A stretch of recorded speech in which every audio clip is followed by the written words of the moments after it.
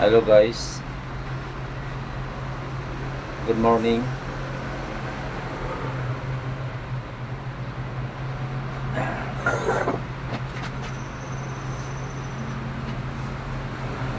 Yung mga nagsasabi dyan na yung gwardiya trabaho ng tamad, hindi po. Katulad nga yan guys, wala pa akong tulog, naka-duty ako ng 12 hours, tapos didiretso ako ng magiging 24 hours street duty po ako ngayon guys. Trabahong tamad ba yun? Ng ganun 24 hours naka-duty ka.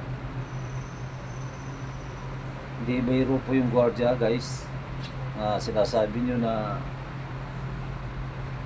ang mga gwardiya ayahay sa buhay, ayahay sa work, kasi nga patayo-tayo lang po, opo lang.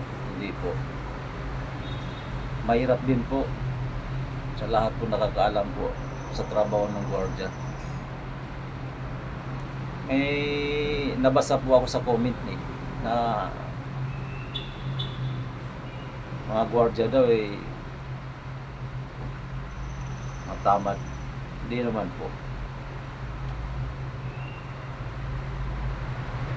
Tulad ngayon street duty po ako.